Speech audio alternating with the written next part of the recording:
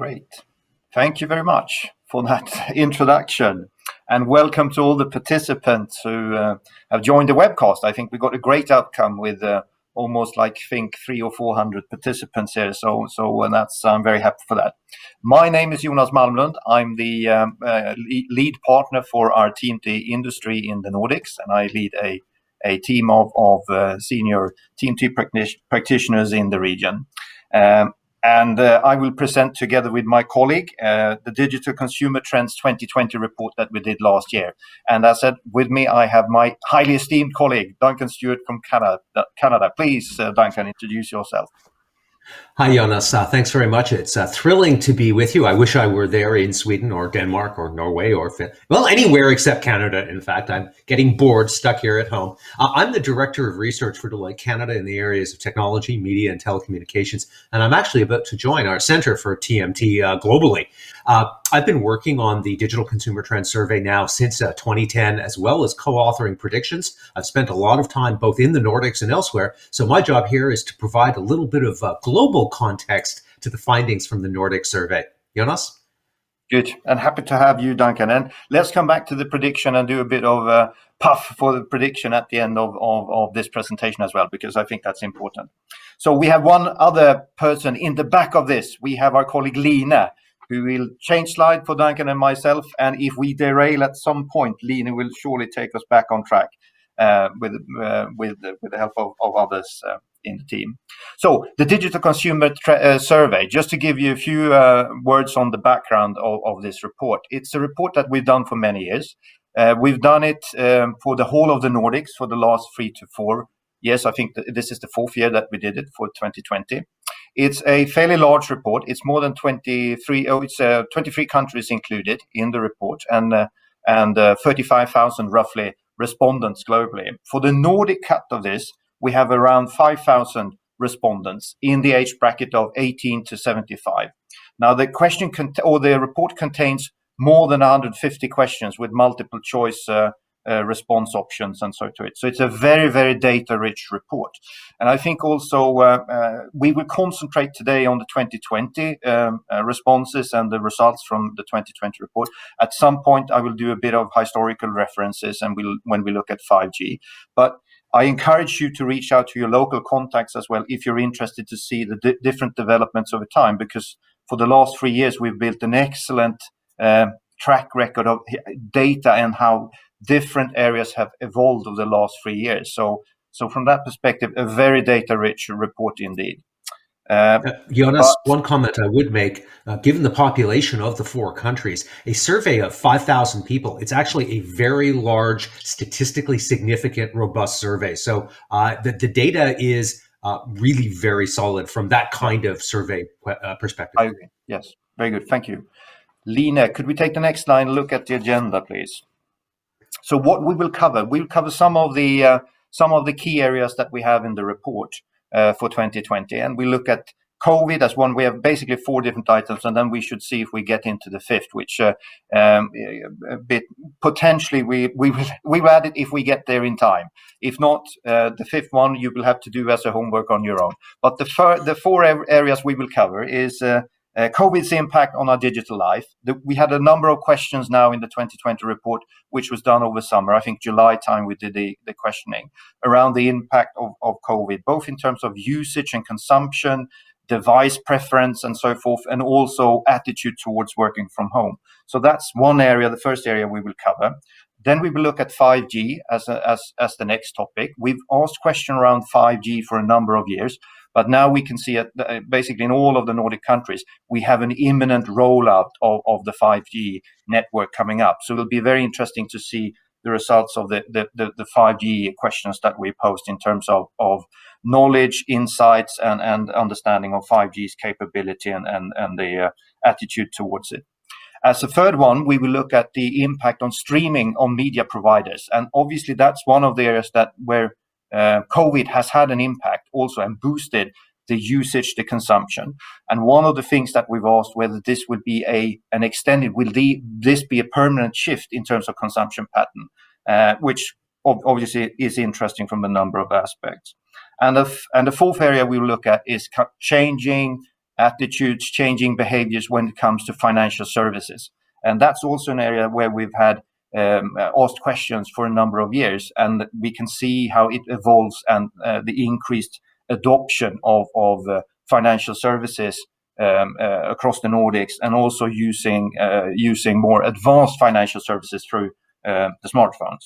So, and as said, if time permits, we will do a bit of an industry deep dive in for specific industries. Good. Let's take the next slide, Lina. So, COVID's impact on our digital life. The question we set out to look at was, how have Nordic consumers used their smartphones during the COVID-19 pandemic, and are the Nordics ready for working remotely, as an add-on to that more specific area? So we can take the next question or next slide, Lina. And it's clear that during the pandemic, the smartphone has become of increasing value to the users. There is more usage. It's deemed to be more important and more, as I said, more of a friend for many consumers than a tool. So if we look into the more specific questions, some of the key data points, if you move to the next slide, Lina. Almost 40% have stated that they used the phones more as a consequence of the pandemic. And that's a very high pickup number. It's behind the global numbers. The global numbers are even bigger. And maybe, Duncan, you have a comment to that. You've looked at the global numbers. Yeah, so there's a couple of possibilities here. One is that perhaps Nordic broadband was already better, higher speed, so people didn't need to start using their phones more because their landlines weren't working. Another one is that Nordics tend to already have been fairly heavy users of their devices. So it's kind of like, when you're in the ocean and it starts raining, you don't get any wetter. Maybe it was off of a higher base. But the comment I wanted to make, just as we start this Nordic cut, many times there's the Nordic number and it's different from the global number. We won't always know why, but it's extremely important to remember that there's two markets here. What's going on in the Nordics, and frequently what's going on globally, are different numbers. Many of the people on this call will be addressing both the Nordic domestic market, but also the export market. And it's worth remembering that what we're seeing in the Nordics is not always true globally. And if we then look in terms of what have the phones used for, one of the areas where we see a huge boost is within the social networking space, where the Nordic consumers, around 30%, almost a third, says that they've increased the usage or consumption of social network consumption, which is a significant increase. Still, it's less than you can see globally. But a key question obviously will become: is this a permanent effect? How much of it will continue, and what does it mean for the social network providers or the big players in this field? So that's one of the key areas. I think the other one is obviously the device side of things, and we can the responses we get from the Nordics, we can clearly see that there is a take up also in terms of investing in new devices. So 23% has invested in new devices or purchased new devices as a consequence of the pandemic. And I think we can see that almost not from the Nordic perspective, but the pandemic effects on the big device manufacturers such as Apple. I think Apple released their numbers this morning, I think, and they were strong numbers for last year, you could say. I would say stronger than strong. One point I will make here, when you look at that little shopping cart, 23% bought a new device as a result of the pandemic, 30% globally. That's not just smartphones. That's not just gaming boxes, although that was true of both of them. According to a report that we actually released just a month ago, globally, one of the things was the PC ecosystem. A lot of people out there bought laptops, desktops, monitors, printers, or other computer peripherals. Interestingly, I was at CES Las Vegas just earlier this month. A lot of the talk was not about the smartphone ecosystem, but instead on the PC ecosystem. The need for work from home during the pandemic and maybe after is really driving a big boost to the computer side. Good. Can we take the next slide, Lina, please? And one of the consequences of this, around one of the questions we asked, was whether the smartphone has helped you feel feel less isolated from families and friends during the pandemic. And that is you can clearly see that is the case. On average, 38% of all the Nordic respondents seem to feel that their smartphone have helped them feel less isolated from family and friends during the coronavirus pandemic. So it's been not only a tool, it's been a kind of an emotional support during the pandemic. And obviously that ties you further closer to your phone. And that has been in particular true for the younger brackets. If you look at the two younger age groups, which are the two bar charts on the top, you can see that the ones who agree significantly or somewhat agree are to the two left columns are high on the younger age brackets. So it's been an important help during the pandemic for sure. We can take the next slide, Lina. And it's pretty much consistent across the different countries in terms of the attitude towards the phone or the connection with the phone. You can also see that the increase in usage is consistent across the countries. You can see Finland, Norway, Sweden, and Denmark here, but it's accentuated in the younger brackets. They've used it significantly more. If one country sticks out in the Nordics, it's Norway, where you have a significant increase of your smartphone usage. Overall, I don't know, any comment on the global numbers here? No. Let's keep going. So let's carry on. Good. So we can take the next slide, Lina. If you look at the what has been consumed, then you can say that the traditional that we talked about, the social media networks and so forth, increased 27%, as we saw in the previous slide. Another thing that has increased, which is probably good news for the media industry, that the consumption of news has increased across the Nordics. And it's around 25% across the Nordic as an average, with Finland and Norway being front runners in this, with more than 30% for both Finland and Norway, which is a significant number. And I think it's very interesting. It'll be very interesting to see whether this has a permanent effect, because the media industry, as you sure know, has been under quite a pressure over the last few years with a shift from paper to digital. So if this is a boost for consumption online of news, and that continues, we shall see. But it is definitely so that it's been a significant uptake in news consumptions during the pandemic. Any comments on the global number here? Yeah, Jonas. One thing is, remember I talked about how don't assume the Nordics are like the global. Actually, in this one slide, Nordics are kind of like the global. We saw this pattern in most of the countries we surveyed around the world. One comment I will make just about that paper thing. If you look at the bottom left here, you can see that kind of, 18, 19, 20% of people say they're reading more, although some of that is audiobooks and ebooks. Print is actually doing really well. In a number of markets, print sales were up 8, 9, 10% year over year. So it's kind of an interesting thing in that an awful lot of people, although they embrace online news over newspaper, we're definitely seeing that trend.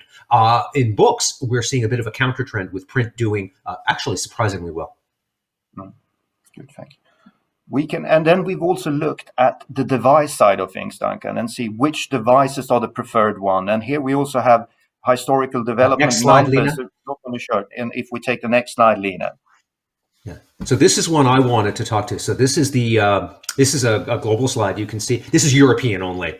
The point I really want to make here, and this is a real takeaway for everybody on the call, especially if you live in Norway, Denmark, Sweden, you are not like the rest of Europe. This kind of data pattern would be closer instead to Singapore or North America. But see that really heavy 40 to 48% dominance by Apple. Compare that to other countries, Belgium, Germany, France, Italy, much, much smaller. The Nordic market, except for Finland for obvious historical reasons, the Nordic market is super, super heavy on Apple. The reason that matters is that iPhone users are they tend to use a lot of things, a lot of devices, a lot of habits very, very differently than Android users. So I really want to throw a big red flag out there. Always, when you look at the Nordic data and you're interpreting it, do ask yourself, to what extent is this a Nordic effect and to what extent is this an Apple effect? So really important to disentangle those two. One point I'll make using both Norway and Denmark, I guess in Sweden as an example, that's for the overall population. If you were looking at 18 to 34-year-olds, Apple would be 50, 60, 65% share. So a lot of things to unpack here in terms of the both where you live and what devices you have. Jonas? Yeah. And just one reflection I had when I saw this slide, Duncan, is that if we look back a few years, I think there were further brands in this slide than it is now. Is it true to say that there has been a consolidation more into Apple and Samsung, or what's your take on that? No, it is not true. It is hyper true. It is extra true. It is true squared. Massive consolidation. The top 2-3 brands in the market are now approaching kind of what we used to see in other markets, where it was not necessarily a winner take all, but definitely a limited number. 2 or 3 players have 90% of the market. So great trend, Jonas, absolutely, and really important to keep in mind. Okay, good. Thanks. Lena, we can take the next slide. So we looked at the COVID effects in terms of the usage of the phone and the relationship with the phone and so forth. And we looked also in terms of increased consumption, what types of consumption that increased. So we could see that social media consumption or network consumption increases and news reading increases, and there were further investment. It drove investments into or purchase of devices. But what if we hoover out or zoom out a bit and look from a more general perspective? Are the Nordics ready for home office environment or working from home in a broader sense? So if we take the next slide, Lena, we now have a situation in the Nordic where almost 40% of the desktop-based workforce, or at the point when we did the interviews, i.e. midsummer, 40% of the desktop-based workforce is working from home, which is a number that corresponds to the global numbers, I think. The attitude towards this is kind of divided in equal chunks. Some are very pro, 1/3. Some are negative to working from home, and some are indecisive in terms of their attitudes towards it. So kind of a large chunk of the people work from home, and there was kind of blended or mixed feelings about it. One thing that was a bit surprising to me was that one of the challenges perceived was the connectivity or the broadband connectivity issues. So around 25% had connectivity issues every week or once a week or more than once a week, which I think is interesting because I think we pride ourselves in the Nordics with having good infrastructure, good network infrastructure, particularly on the fixed side and also on the mobile side. But evidently, or it's not good enough when you move a large chunk of the workforce home, then certain challenges appears. We can take the next slide, Lena. Oh, we can skip this one. The main application used, that's good to say, is still very much email, as you saw in the previous slide, or had a bit of a flash on it. So email is kind of the killer application working from home. If you look at the different countries then, or the Nordic countries, you can see that it's quite equal spread, or the same amount that, or same number of people, same percentage that experience the challenges with the broadband. It's around 25%. Denmark sticks out a bit vis-a-vis the others, where it's almost like 30% that has a once a week or more than once a week a challenge with internet connectivity. Any reflections on that? Because back to what I said around us being very proud of our infrastructure, apparently there's some room for improvement anyways. So I think that's true everywhere. So if we compare the working from home part, Duncan, Yeah. So this is, I knew I had a slide on this. So what we did here is, this is the European numbers. As you can see, we've got the average of all European countries at 35. And it's kind of interesting to me that the percentage in Norway, Sweden, Finland, 29-30%, not actually as high as in some others. Take a look at Ireland. Now, I will comment here that both Belgium, the UK, and Poland have all been much harder hit by the pandemic than most of the Nordic countries. So I think that may account for why you see those numbers, Norway, Sweden, Finland, lower than the European average. But certainly I think it's useful to have the European averages here to kind of get a sense of where do the Nordics fit in the context. That said, I mean, it's between 26 and 47, so it's a fairly tight range. And then we had another slide, if you change, and we look at the perception of kind of, is it easier, or is it kind of, what's the perceived challenges here with working from home? And it's interesting, if you watch Finland, Sweden, Denmark, to a lesser extent Norway, they've moved from being fairly low down on the list to higher up on the list. I find that interesting. It feels to me, especially in Finland, I'm not quite sure what's up in Finland, but wow, that's a fascinating number for Finland, that half of people clearly felt it easier to work from home during lockdown. Probably has some implications going forward in terms of so just to step back a second, Jonas, nearly everybody in the world, as part of our research at Deloitte, we are finding that nearly every company in the world that has people doing desk-based jobs believes that going forward, we will go back to the office some of the time. Almost nobody believes it's going to stay work from home forever. Equally, almost nobody believes it's going to be everybody go back to the office every day. Instead, we're talking about hybrid solutions. You may have heard of 3-2-2, 3 days in the office, 2 days at home, 2 days a weekend. So a hybrid solution is definitely looks like it's the probable next normal, new normal. Keep that in mind. But that said, as a global person, I would say the Nordics are better than average prepared to move to a hybrid work from home solution. They will be happier doing it than perhaps many other countries. Thank you. Good. So then we covered a bit more on the general attitude towards working from home during the pandemic. Let's move to the next topic, or the next item, which is 5G, and look at the effects of 5G in the Nordics. And before moving that, I think it's interesting to remember the numbers we saw in terms of connectivity issues when working from home, that we have still a bit to go on the connectivity side, because obviously a 5G rollout in the consumer space might be something that addresses that, or could be a potential addresser or solution to those connectivity issues. So let's move to the next slide, Lena. Now, one of the things the two things that comes out when we look at the 5G, or when we look at the responses to the 5G questions.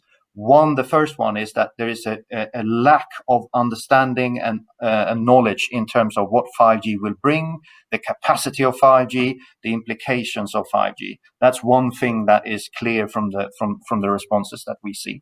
The other thing that comes out is that there is a lot of misinformation and a lot of disinformation, I would say, around 5G in terms of health risks, potential for being tracked, etc., etc. So there's a number of these rumors around in the market, which I think might have become a hurdle for adoption when the network starts being rolled out in a more decisive way here. So let's look at the next slide, Lena, and take some of the key numbers. One thing that is super interesting, and that's back to making use of the historical numbers. We've asked the same question around the expectations of 5G. And as you can see, if you look to the lower right-hand corner, you can see that that number has shrunk over the time. We had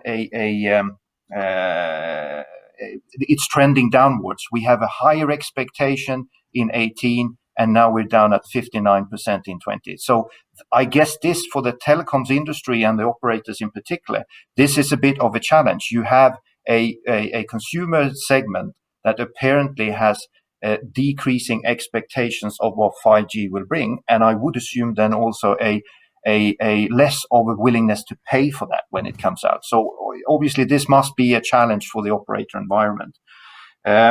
The second thing, which is, and back to my earlier comment, there is a huge lack of understanding. And if you look at the part of the respondents that states that they have good knowledge about 5G, still there's 71% of that group that believes that they need further information, whilst or has a good understanding, whilst in the segment that has a low knowledge level, there's 39% that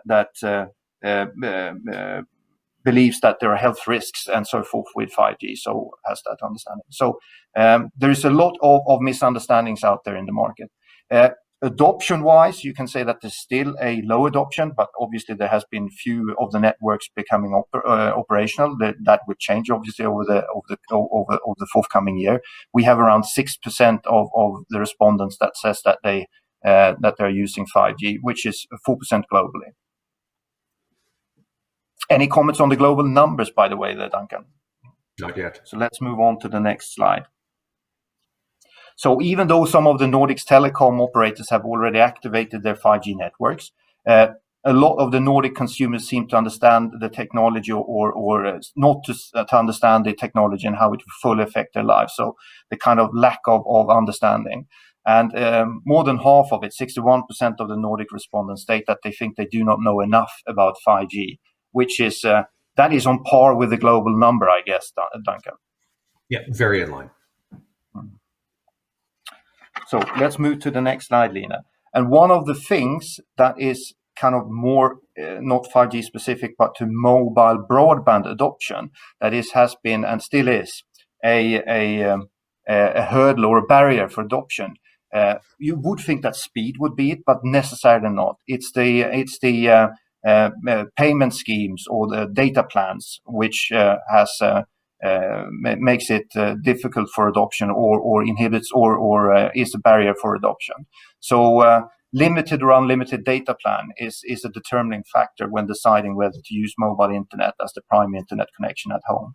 So, and I still think that this will be the case for 5G, obviously. And I think one of the key considerations for the operators now will be, how should they, in the same time, drive adoption and not overpromise on their data plans, basically. Yeah, but Jonas, if you remember that slide from 2 or 3 ago, where we looked at the percentage of workers who found it easier to work from home, you remember Finland was a real outlier at 51%, much higher than any other country. Hey, 51, I recognize it. No, it's a different chart, but it is interesting that the country that had the happiest work from home workers, the ones who found it the easiest, also is the one that has the highest percentage of unlimited data. I think there's some interesting implications there for work from home and public policy. Yeah, agreed. And what about the kind of attitude towards 5G internationally? I think we see at least the number of. We move the slides to the next slide, Lena. I think we got some numbers on the level of afraidness of 5G. This is a big one. Now, first of all, let's all sit here and look at each other in the eyes and say, 5G is safer than 4G. It operates largely at the same frequencies, using radios that use less power, transmit over shorter distances, use technologies like beamforming, shut off when they're not in use. Across the board, 5G is safer than 4G. So it just is. I mean, we've got an entire report about that. Regardless of the truth, we have a fascinating chart here. Now, there's 2 points I want to make. First of all, is that if you are looking outside of the Nordics, Austria, Belgium, more than a third of respondents are afraid of, I believe there are health risks associated with 5G. They're wrong, but they believe it. So that's the thing. Then when I look at, we've got Sweden, Norway, Finland, and Denmark among the lowest. I will make an observation here, which is that the Nordics are relatively well positioned when it comes to 5G. I would expect the popular resistance, the burning of towers, the lobbying of politicians to be lower. That's actually a good thing. I suspect the Nordic path to 5G over the next year or two will be smoother than in other countries, with Austria and Belgium certainly leaping out as examples. Are there any of the countries where 5G? Are there any good examples of 5G that kind of is ahead of the Nordics in the rollout? And are there any learnings from those countries? Well, China is not a bad example. Fear of 5G in China is relatively low. China is rolling out 5G. We didn't survey Korea, but that would be another country where the rollout has gone relatively well. There are some countries in the Mideast where it's gone relatively well. Once again, we don't have survey data there, but certainly if you look at sort of the poster children for where is 5G going well, China, Korea, some of the countries in the Mideast would probably be the lead. The UK is not bad. UK is going well. Once again, only 14% think it's dangerous there. Less than half the number in Austria and Belgium. And what do you think I about think effective. Oh, sorry. No, sorry. Go ahead. I think effective communication from operators working hand in hand with other partners can really make a difference. And what about the kind of the connection I tried to make between that we can see that there's a lot of issues and challenges with broadband connectivity, internet connectivity when working from home, maybe more than we anticipated or expected. Is 5G, is that is that to the benefit of 5G? Is it possible so that will drive the need for 5G? Is that a patch for that deficiency in the current infrastructure? We didn't rehearse enough, Jonas. You were asking me a question that I have not. Okay, so the problem is that our survey data here asks questions like, did you have problems connecting? What we don't do is we don't map that to where they physically lived. So, for example, in dense urban areas, 5G is amazing. It will provide much better coverage and much higher speeds. On the other hand, in rural or semi-rural, the edge areas, so not downtown Copenhagen, but get 40, 50, 60 kilometers outside of Copenhagen or Stockholm or Oslo or Helsinki, and you start getting into a slightly different situation. In those cases, if the connectivity issues that they've had are because they are in rural or semi-rural environments, 5G will not help. 5G is wonderful at speeds, but it's actually less good at distance usually than 4G LTE has been. So in that case, 5G may not actually solve the connectivity problem for people in remote or rural areas. So it's a complicated question. Yeah. Sorry for asking. No, it was good. It's a good question. So then we cover the 5G area, and we looked at and as we can see that there is I think this will be the year when we see more rollout of the 5G networks in earnest across the Nordic countries. We can see that there are challenges both in terms of expectations, the understanding of what it would bring capability-wise, and also reluctance and some misinformation in the market. So I think there's a stiff job ahead for the operators to actually promote the 5G and get the adoption rolling, at least in the consumer space, I would say. So the next area we had was the impact of streaming on media providers. And as we can see, and as we will see when we look at the data, there is an increased usage and consumption of streamed content across the board, both when it comes to audio, video, and some upcomers like podcast content and also audiobook is increasing. So let's take the next slide, Lina. And the market is even though, as you shall see, it's a similar situation as with the handset. There are two very dominant players for when it comes to streaming for video and for audio. And we can take the next slide directly and see some of the key data points.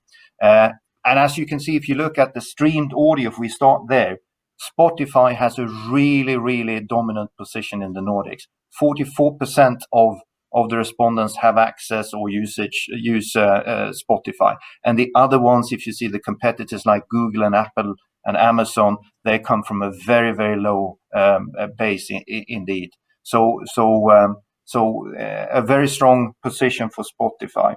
And one of the areas you can see as well growing is in addition to stream the music, you can see that the podcast is increasing. It's almost 10% of the respondents in the Nordic that on a daily basis listens to podcast in a streamed way. And it's probably so both the data we have see that there is an increase, but you can also see that the dominant player being Spotify then understands and sees this as well, because over the 2020 last year then, as it is now, they made significant inroads and moves into the podcast domain, and signed up a number high-profile podcast profiles and so forth.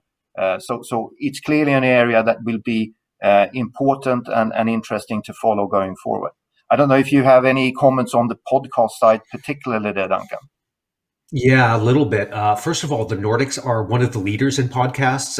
Although 48% of people in the Nordics have never listened to a podcast, that number's 58 globally. So Nordics are relatively early and fast adopters. A number of Nordic media companies are extremely active in this space. I know that when I physically or virtually visit the Nordics, it's one of the questions that comes up. One thing I do want to, and we've got a slide on this later, and I don't want to jump the gun, but the podcast market itself is growing nicely, 30-ish% growth, but it's still fairly small in dollar terms. It's about $1 billion a year, whereas the radio industry is like $30-40 billion a year. So it's small, but it's important to remember that the podcast market, Jonas, is currently under monetizing.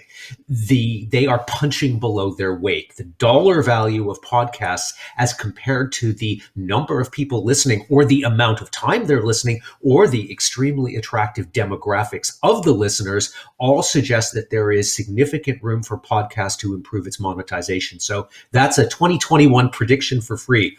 Watch this space. It remains a hot space, both in terms of M&A, but future growth. Interesting. So let's move to the next slide, Lena, and look at more of the video side.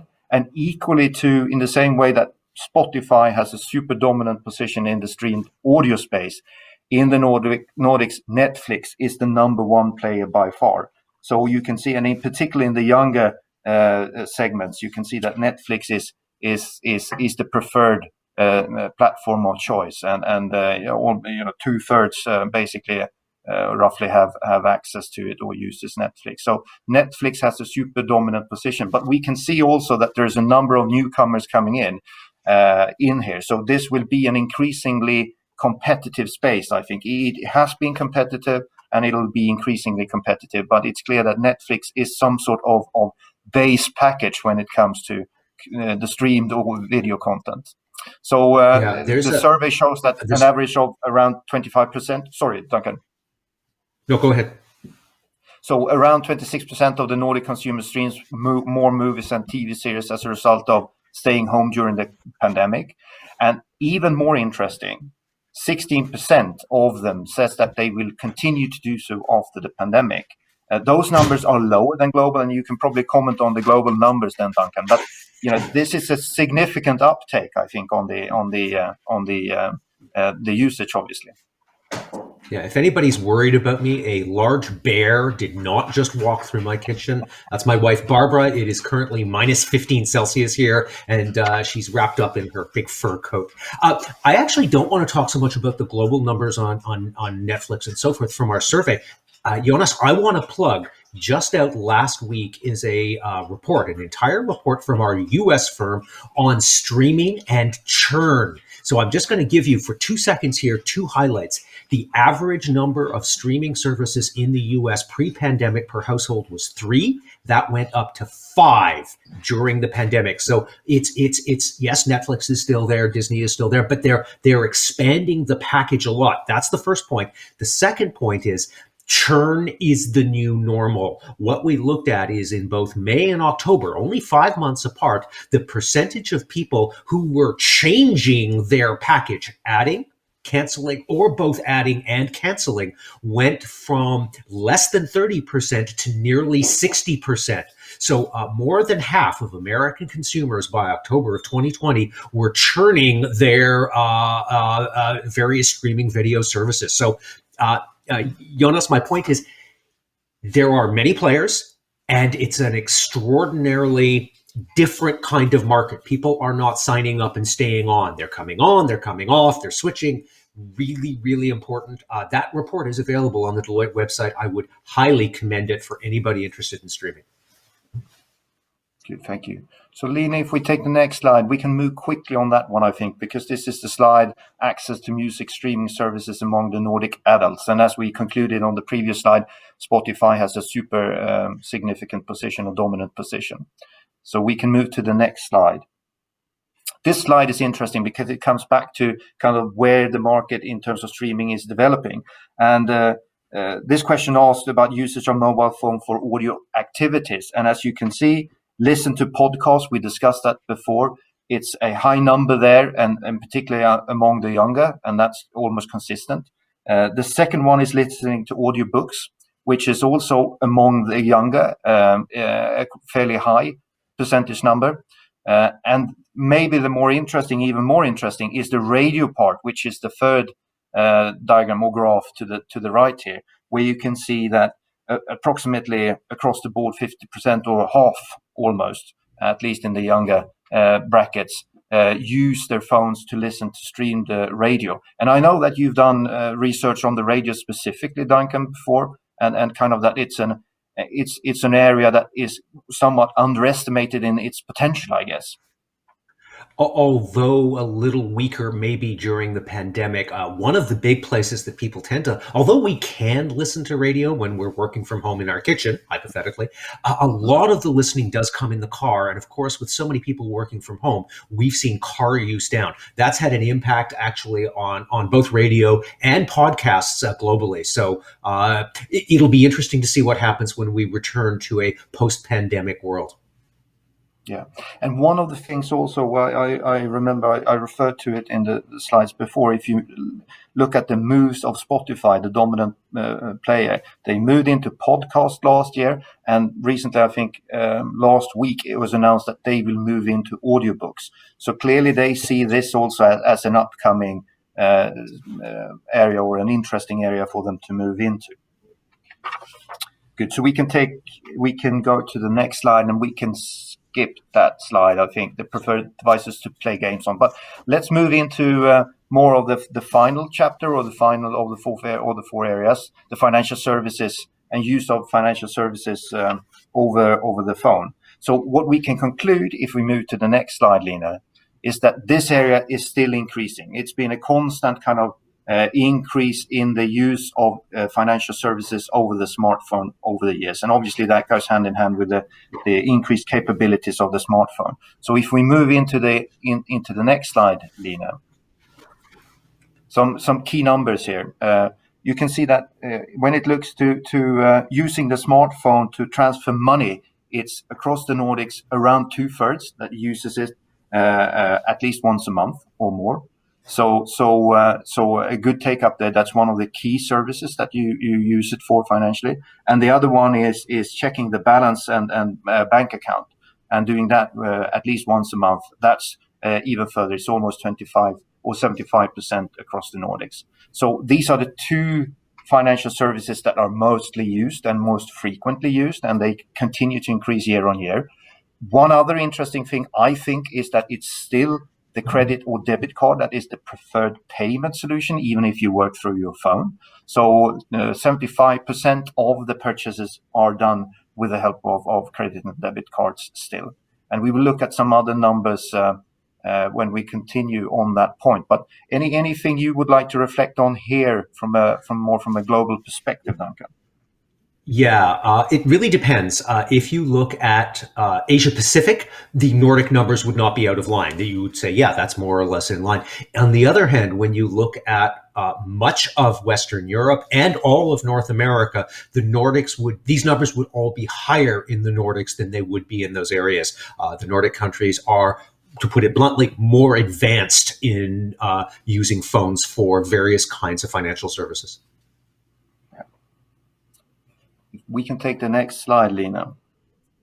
And here we've got some interesting stats on the use of the phone to do different activities. Then, as you can see, the ones we mentioned, check balance sheet, do bank transfers, come up on top, and they are very common. If you take another one, which you would think would be maybe what you would do more frequently than that, is to purchase a product over the phone, comes in at 27%. So these are indeed very common activities among smartphone users. So it's an essential everyday tool, essentially, when it comes to financial services. And as we will see in the next slide, it's becoming more of a tool for further or more advanced financial services as well in there. So you can see there that the share of the respondents that has access to financial services and use them, and you can see that they do things like checking their pensions, checking on their insurances. Some of them are more advanced, obviously, some and didn't happen before, and now they become more frequent. So that's one of the key takeaways here, I think, as well. Another one, which I think is consistent with what we've seen over the years, Duncan, is the continued strength of the desktop and laptop as a preferred device of choice to do more complex activities online. And it kind of year on year, it's almost like we kind of say that it will die out. It will be the phone that takes over, but it's consistently the opposite. It continues to be the preferred device or tool of choice for certain for the more complex services, financial and others. And for a little global context, as people are spending less time on transit or in their car or in a taxi going to work, and more time at home in front of their laptop or desktop, we might expect next year's numbers to be even higher. Yeah. Good. So, and the final slide on the financial piece is payment methods. As I alluded to earlier on, the preferred choice is still credit and debit cards, as you can see. They continue to be the number one and be the preferred way of paying. And also one of the things that has been discussed for many, many years is the emergence of Apple Pay and Samsung Pay, and that they will eat into the market of the banks and the credit and debit card payments. But we don't see that happening to any large extent at all. It's one of these things that year on year shows the same thing. The position for the credit card and debit card being the means of payment is consistent and robust, I would say. Good. Now we've covered the 4 areas that we intended to do. We looked at the impact of COVID, both in terms of consumption and in terms of content consumption and device purchases. We looked at the attitude to the home working environment. We moved into 5G, looked at challenges with the 5G that we've picked up and potential barriers and hurdles to the rollout and challenges that the operators absolutely need to deal with. We looked specifically at streamed content, audio, video, books, podcasts, and the developments there. And we can see that there are some dominant players, audio and video, in the audio and video space, and we see emerging adoption in podcasts and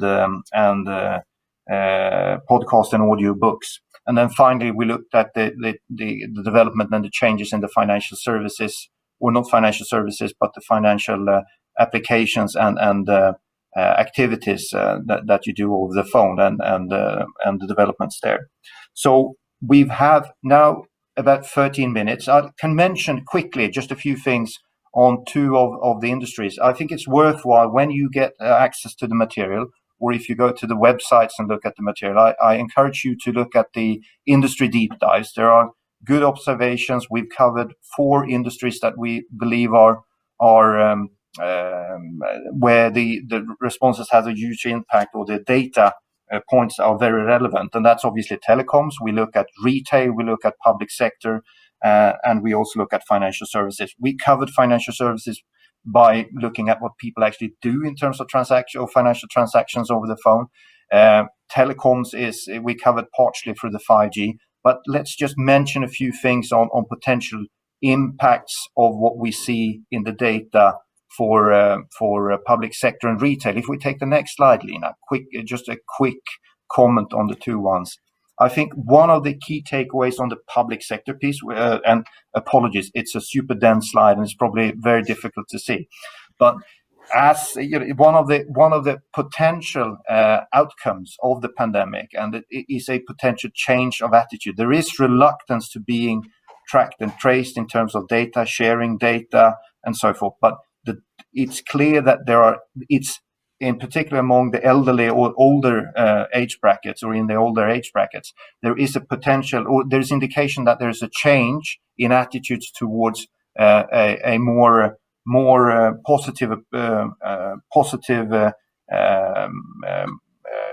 attitude towards being measured in terms of data collection, and also being surveyed in terms of video. So this could be for the public sector. This could change the opportunity to launch various types of applications that could be useful in a smart city context, for example, etc. There is more of a positive attitude in certain segments, at least. Any things you see on the public side from in other countries there, Duncan? The global numbers for these are very, very similar. It's actually, I find it fascinating how similar the Nordic attitudes are towards the global attitudes. Yeah. So public sector is an interesting area to look further to in terms of the outcome of the survey. And then the retail segment is another one, obviously, where if we move to the next slide, Lina, you have one more, I think, and one further. I think the retail is the next one, or the okay, sorry, one more. There. So retail, interesting. We can see obviously an industry that is under huge challenges due to the pandemic, but there's also potential for uptakes here in terms of moving online. We can see obviously increased numbers in terms of making online purchases.